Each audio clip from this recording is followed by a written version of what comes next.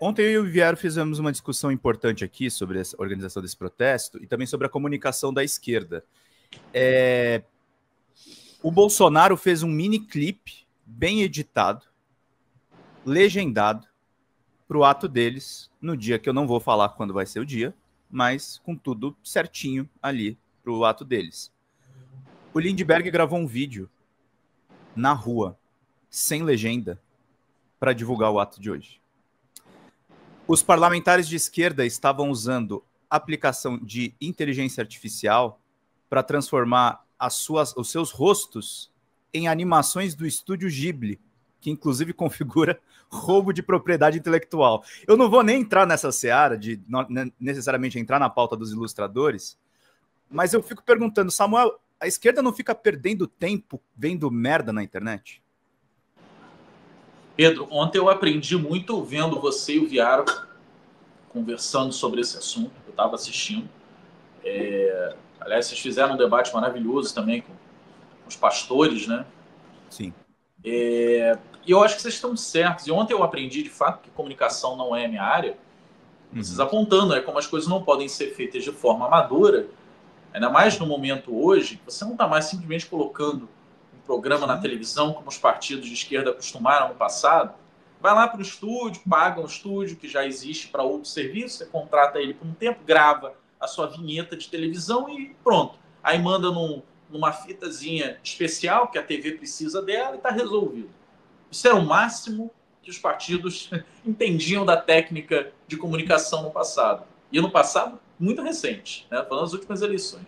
Hoje em dia, não. Você tem que saber o horário que você vai postar a coisa. Sim. A forma como você vai construir o cenário atrás de você, o que ele significa ou não, a tonalidade da imagem que você vai usar, mais escura, mais clara, mais azul, mais quente, etc.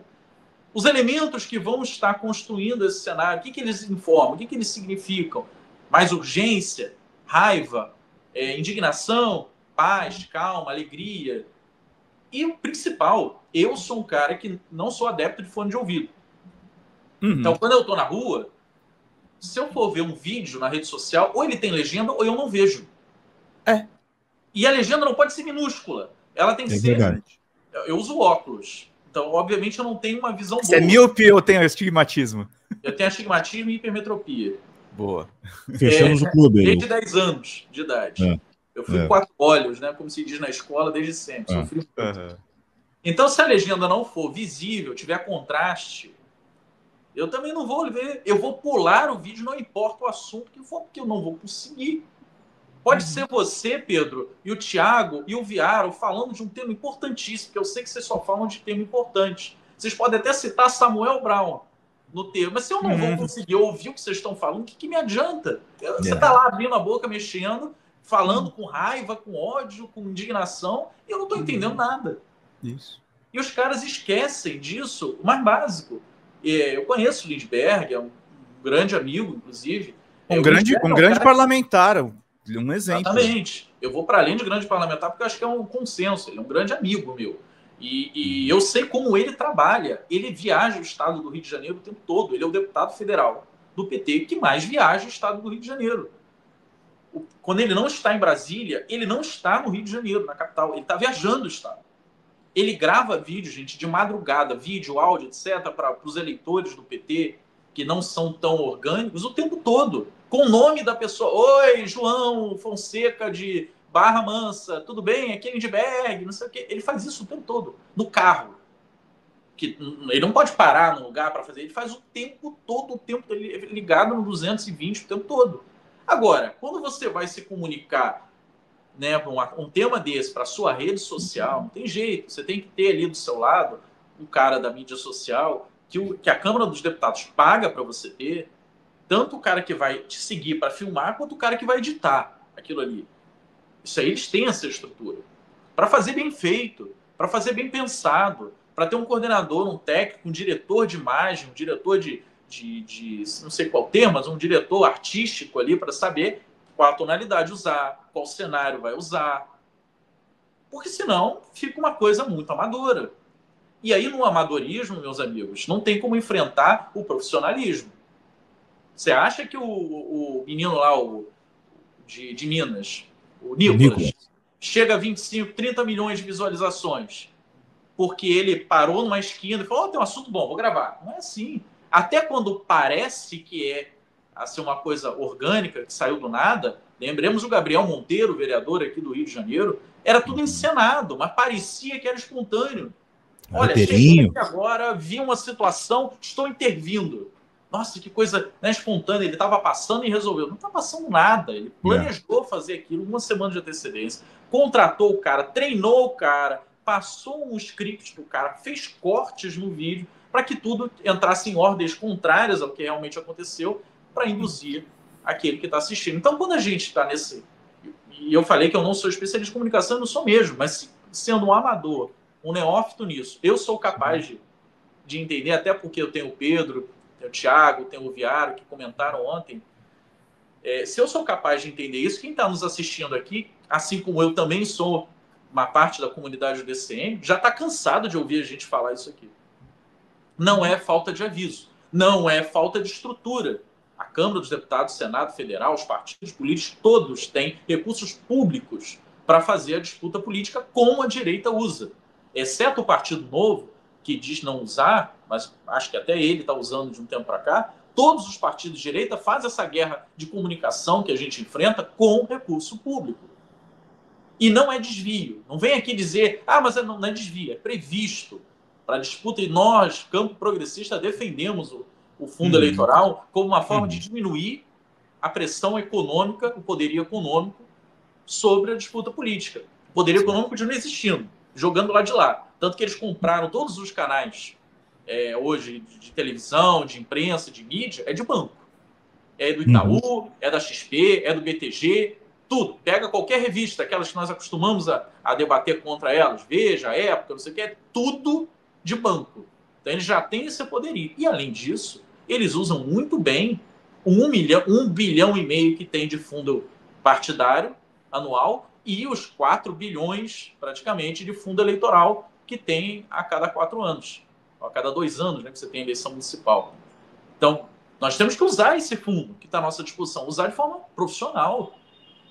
Eu acho que a esquerda precisa entender que a disputa hoje é muito mais feita nas redes sociais, que alcança as pessoas todos os dias no melhor momento que ela pode ser alcançada, do que ficar se matando para entender qual é o dia, se é um domingo de manhã ou se é uma segunda-feira, final da tarde, que eu vou juntar mais gente na Rio Branco.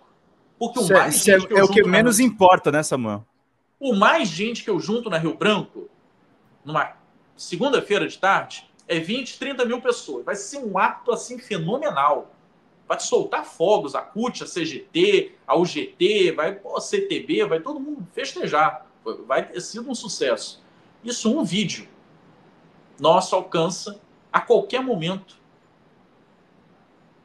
da semana, do dia, enfim. A gente consegue fazer isso com uma amplitude muito maior, com muito menos recursos. Agora, gente, não dá para fazer as coisas, e aí eu vou terminar dizendo isso, não dá para fazer a pauta do adversário a nossa pauta. Ou a gente vai discutir 1 ano e meio que falta de governo Lula, qual vai ser a transformação visível, palatável, sensível à pele no dia a dia da população, que faça o cara, mesmo bombardeado pela direita, pegar um fragmento de manifestação nossa, de comunicação nossa e dizer, pô, esse cara tá falando que a minha vida melhorou. De fato, tá melhorando. Eu tô vendo um horizonte. O cara pode ser comunista, anti-igreja, anti não sei o quê, toda essa coisa que entra na cabeça do pessoal todo dia. Eu vou falar a verdade, eu tenho meu trabalho, eu comprei meu carro, eu comprei coisas para minha casa, eu tenho perspectiva, meu filho está na universidade. Sabe, a gente tem que ter capacidade de fazer contrapeso no raciocínio do eleitor. Se a gente não tiver elementos fáticos, concretos para isso, é muito mais fácil bater, jogar pedra e o discurso da direita conservadora é esse. Havia um momento de ouro da sociedade, ele ficou para trás, precisamos resgatar. É o que elegeu o Trump lá. É o que ajuda a eleger o Bolsonaro. Isso está aí o tempo todo, gente. A parte da esquerda, inclusive, compra isso. Esquerda conservadora, que entende que um momento bom da sociedade, que os valores, a tradição era respeitado, ficou para trás. Então é muito fácil convencer a pessoa de que o mundo já foi melhor e que precisa retroagir para melhorar. Difícil é fazer o que nós fazemos, propostas progressistas. Se a gente não tiver insumos concretos mostrando que a vida econômica desse cara melhorou, aí o jogo está perdido. Eu entendo o misto de sensações que tanto o nosso chat quanto boa parte da militância do campo progressista fica com uma crítica sobre um ato de rua, porque parece, né, a grosso modo, se você assodadamente pegar o carro andando, você vai dizer assim, não, mas campo progressista criticando um ato de rua não faz sentido, mas não é sobre isso, é sobre a intenção perfectibilizada daquilo, né? E aí você tocou num ponto ali, Samuel, que é, se eu canalizar uma comunicação virtual que alcance um grupo maior de pessoas, eu não só tenho mais eficiência, como tenho a estética da política. Não adianta ter essência, ter a metafísica, se não tiver a corporeidade da coisa. E aí, me parece que o ato de hoje, ele entrou na mesma seara da Guerra dos Bonés. E a Guerra dos Bonés, ela serviu só para o invólucro da política. A Guerra dos Bonés era melhor, tá? A Guerra dos Bonés ainda nos deu a... era mais idiota, né? Mas ela era melhor. Mas ela nos deu a dianteira. Ela ainda nos fez assumir a narrativa por um tempo e comprometeu a extrema-direita em ficar preocupada com boné. E uma semana, elas ficaram para trás na coisa de propor a pauta política. Só que assim, ó, uma coisa que me incomoda muito, Samuel, é o papo do converter convertido, né? Todo mundo que vai para a rua por uma pauta do Sem Anistia sabe por que está lá. Só que isso, de fato, não vai pegar um passante, um transeunte ali e fazer com que esse cara remobilize a sua vida. Me lembra muito esses videozinhos que aparecem, e de novo a gente volta para a internet, você já deve ter visto, o pessoal já deve ter visto, e eu rio, né? O cara chega assim para um senhorzinho de idade e pergunta: como é que o senhor se identifica como gênero? O senhor é cis? O senhor é transgênero? O cara diz: eu sou capricorniano, eu sou vascaíno, né? Eu sou pedreiro. Aí é a mesma coisa, você chegar, juntou ali, né, o pessoal ali na Paulista, ali, passou a pessoa, você é contra ou a favor da anistia? A pessoa talvez não faça ideia. Esse papo não é um papo que ele tá tão popular quanto uma bolha politizada pensa que as pessoas entendem. E ela é tão manipulável, esse papo, Samuel, que ele fica confortável para o cara ser contra, mesmo não sendo um bolsonarista, porque justamente nas redes o que aparece é a manipulação do tema. É a velhinha da Bíblia, é a mulher do batom. Então, onde é que está sendo disputada a pauta da anistia? É na web.